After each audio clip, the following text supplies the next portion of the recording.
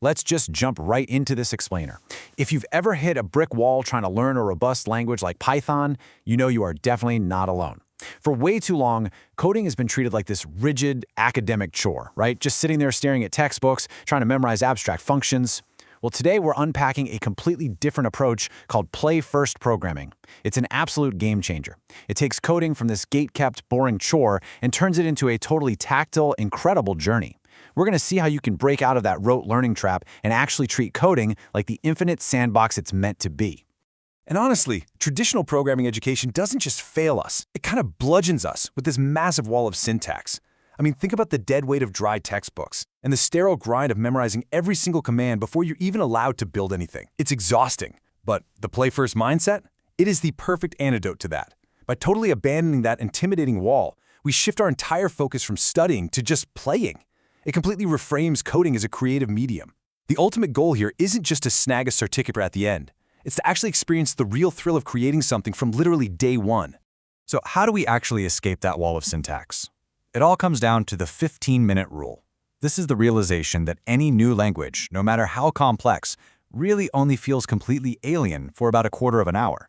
There's this big myth in tech that every time you pick up a new framework or language, you're starting from absolute zero. But honestly, as a play-first programmer, you learn to master what we call the shift. The underlying architecture of your thought process actually stays the same. That overwhelming, heart-pounding panic of looking at alien code, it literally only lasts 15 minutes. That is your critical window, and you just got to push through it. And the way you conquer that 15-minute window of imposter syndrome is surprisingly simple. You don't need to read the whole code base like a novel. Just find one active variable. Seriously, hunt down a single number, like the speed of a bouncing shape on your screen. Change it from a 1 to 100, and just watch the screen react in real time. That is your silver bullet right there. When you open a fresh Python project, don't sweat the whole thing. Find one number, tweak it, and see what happens. That immediate tactile feedback proves to your brain that you actually have agency here. You suddenly realize you can bend this whole new environment to your will just by playing around. The dynamic flips instantly. You go from being a passive student trying to translate syntax to an active architect. Python isn't this massive wall blocking your path anymore. It becomes a tool directly in your hands. When you approach a language this way, you're basically just figuring out the levers of a new machine. You're actively wielding it. And the best part? By the time you're having fun with this, you don't even realize you're learning. You are subconsciously absorbing the building blocks of one of the most powerful languages on the planet because you're entirely focused on the cool output, not some boring textbook. Okay, so let's break down how we actually put this into practice. We use a universal 6-step cycle that swaps out studying for constant hands-on engagement. We call it the loop. First up, you imagine what you want to happen. Second, you prompt the code to get a quick starting point. Third, you play with that live application. Fourth, you tweak the variables, twist those knobs. Fifth, you intentionally break the system by pushing it way too far.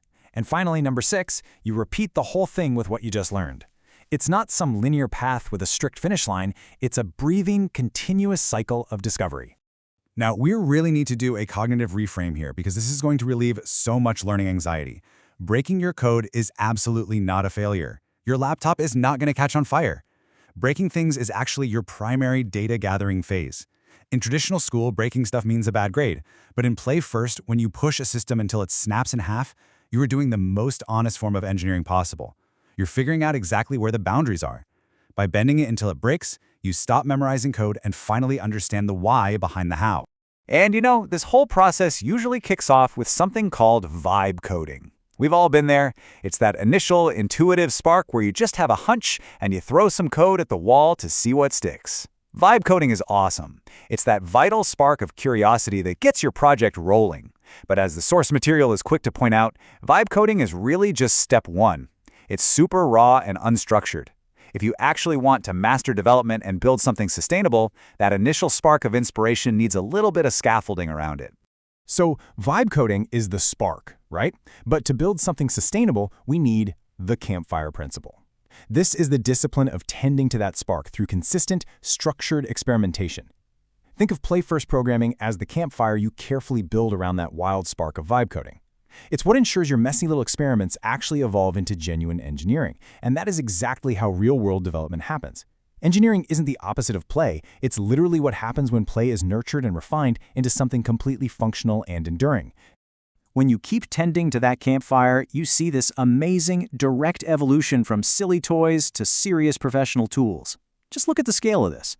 A simple particle simulation you threw together just to watch pixels bounce around, that can be refined over time into a pro-level visual effects engine. A goofy physics sandbox can become the core logic of a massive game engine. Even a basic, clunky dashboard you messed around with on a weekend can scale up into a real-world admin tool that solves actual business problems. It all starts as play, and then it scales into total mastery. The curriculum actually highlights some specific sandbox projects that act as seeds. These give you a totally safe environment to just bend the logic. I'm talking about projects like bouncing colors or a chaos equalizer, where you tweak an algorithm just to see audio waves massively distort on your screen. The point here isn't to build the next billion-dollar startup right away. The goal is simply to have a sandbox where you can twist the knobs safely. You build them, you break them, and without looking at a single flashcard, you naturally absorb how Python handles complex things like variables, logic loops, and physics. In this sandbox, we have to completely change our relationship with errors. Sure, if you're rushing to meet a crazy corporate deadline, a bug feels like a total disaster. But for us, for the play-first programmer, a bug is just a landmark of discovery on your map. It's a signpost telling you that you found something interesting. We're upgrading the developer identity from a mindless code monkey to an actual explorer. Every single experiment is a win because it feeds that joy of discovery. You really start to prioritize genuine curiosity over just rigid, boring correctness. And honestly, the absolute best part of all of this is that you don't have to do it alone. There is a massive community out there of curious builders who code just for the sheer fun of discovery.